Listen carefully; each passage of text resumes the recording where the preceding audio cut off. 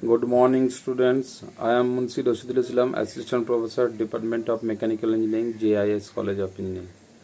Now, today we have already covered the 4 lecture on this topic. On this topic means the first module where the introduction of the kinetic, introduction of the mechanism, different types of link pair chain, different types of mechanism, different types of inversion, different types of different classifications of mechanism, different classifications of mechanism based on the different manner, different method, different motion. So today we have discussed about the kinetic inversion and 4-bar mechanism systems, where the systems are mainly are directly related to the mechanism subject. Now, what is kinetic inversion and how do you know the kinetic inversion formed during the any mechanism system? So that means the kinetic inversion, which is actually process of obtaining different mechanisms from the same kinetic chain by fixing different link in turn, is known as the kinetic inversion. And that means the process with different kinetic chain by fixing different link in either in turning, and that is known as the kinetic inversion in a one single sequence system. Now the 4 inversions are also possible for 4-bar kinetic chain. That means the formation of 4-bar mechanism. That means number of link in 4-bar mechanism, that is the 4. Number of pair also be 4. All the pairs are revolute pair. That means they can easily revolve with one axis of rotation. And the links are link 1 fixed link or frame, link 2 input link, link 3 coupler, and link 4, that means output link or follower. That is actually the formation of the 4-bar mechanism. Next, the assembly conditions. The length of links, the largest and the longest link is 1, that means L, and shortest link, that is S. So intermediate links P and Q. So one equations, one conditions you can write that the S plus P plus Q, that means intermediate link plus shortest link is greater than the longest link. And Grasshopp's 4-bar mechanism. Grasshop, that is Grasshoppian. And if I write in short, that is grasshop 4-bar mechanism. That means at least in these cases, at least one link that will have full rotation. That means if S plus L, shortest link and longest link summation is greater than or equal to the intermediate link summation. Intermediate link summation means P and Q. And now define or explain the Grashopp's law. If a planar for 4-bar revolute pair, that pair is obviously the kinetic pair. If the sum of the lengths of the shortest and the longest link is less than or equal to that of the sum of the length of the other 2 intermediate links, at least one link will have to full rotation. At least one link will have full rotation. That means the Grashopp's criterion is actually fulfilled. The shortest link and longest link summation is less than or equal to that of the intermediate link summation. Now the mechanism obtained from the kinetic chain satisfying these conditions are known as the Gasoffian mechanism, and the mechanism obtained from the kinetic chain which are not obeying these conditions are known as non-Gasoffian mechanism. That means which time these kinetic chain cannot be directly obey or followed by these conditions. This type of mechanism is called non-Gasoffian mechanism. Now, inversion of 4-bar mechanisms are named based on the motion of input link and output link. That means the crank means the link with 360-degree rotation, and rocker or lever, that is the link with less than 360-degree rotations. So in crank cases, the rotation with full rotation, that means obviously the crank here, the one fixed member, which is actually full rotation, and rocker arm lever is less than the 360-degree rotation.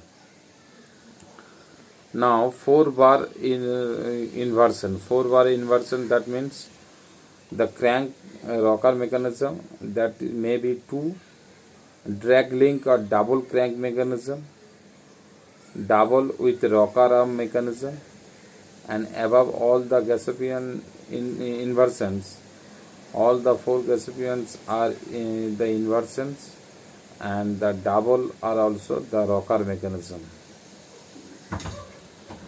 Rockers of Gasoffian mechanism will have less than the 180-degree rotations. That means the rockers it cannot be overcome the total half degree of total full rotation. That means obviously the rocker arm rotation less than the 180-degree, and the rockers of non-Gasoffian mechanism can have greater than 180-degree rotation. That means one type of for Gasoffian cases, mechanism cases, rocker rotation less than 180-degree, and in non-Gasoffian mechanism cases it should be more than the 180-degree.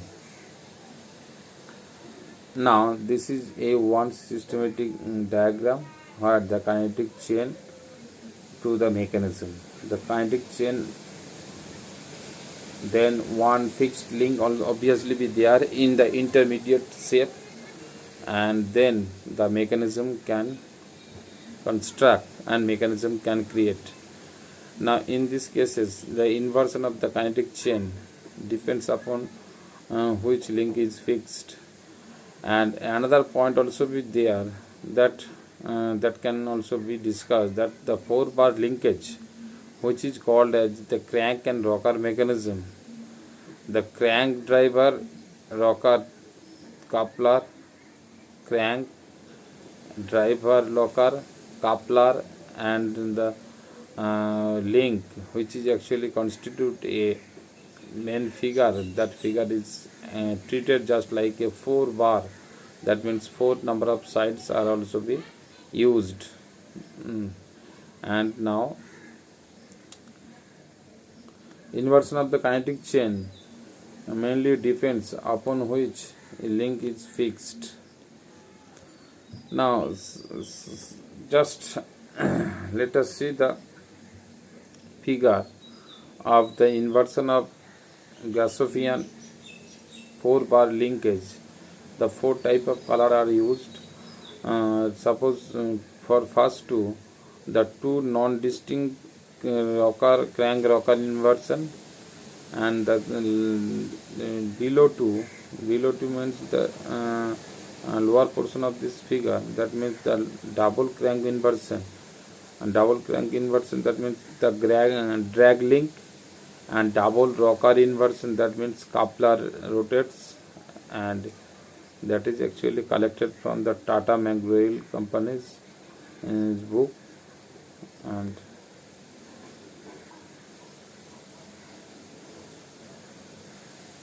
now the next point is conditions for inversions.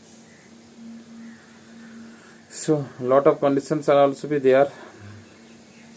position of shortest link, 4-bar inversion, adjacent to the fixed link, the crank rocker mechanism, fixed link itself, that means the drag link, which is actually the double crank, and next one is opposite to fixed link, that means the double rocker. Now here the some typical type of figure which is actually given in the screen, that means the all the typical type of conditions you have just seen in the practical life or in the everyday life in your home. That means example of for crank rocker mechanism. First one is windshield wiper mechanism on driver side, windshield wire mechanism, wiper mechanism for driver side, that means the motor in the left hand side, and right hand side where the rain cover, which is actually used as a crank and rocker mechanism. Now example number 2, the swing machine treadle mechanism. Swing machine treadle mechanism means where you paddle on the swing machine, the rocker and the crank rocker arm is directly involved in the in these cases where the frame is connected to the crank rocker mechanism. Grinding wheel treadle mechanism, a paddling action on a bicycle, that is also a one example of a rocker arm crank rocker mechanism. The example of double crank or drag link mechanism, where the systems are also be seen in the figure. And next second one is locomotive wheel mechanism. In locomotive wheel mechanism, the two systems are also be connected. Suppose if you see in the locomotive, or if you see the wagon of a locomotive, then the two wheels of a train are connected in such a way that some gap also be there, and a crank and rocker arm also be connected over the entire periphery of the wheel. Next, the example of double crank mechanism, that means the windshield, a simple example of the passenger side of a windshield rocker arm, double rocker arm mechanism, where the driver side and passenger side, both sides are also be used as a wiper on a passenger as well as the driver sides. And second one is the Ackermann steering gear mechanism. That is actually the practical and some crucial example of the double rocker arm mechanism. And these are the actually shape and case of the different methods, which is actually collected from the a specific book. That book is, the publication is Tata McGraw Publications, and that is actually the cases of the different two directional view of a double rocker arm mechanism. And that's all for these classes, where the different types of inversion of kinetic chain we can use. Obviously the just summary of this today's class, that is actually we have concentrated on different types of kinetic chain and the 4-bar mechanism, different types of inversion cases, which is actually considered for the crank and rocker arm mechanism, and double crank and rocker arm mechanism, different types of cases actually we feel in the practical life. And if I use the different cases for different crank and double rocker arm mechanism or simple rocker arm mechanism, so all these are discussed in the today's classes. Now the next class will be the last class of this module, because the total 6 credit are also there in your syllabus. So last class we have discussed with the remaining part of the remaining module.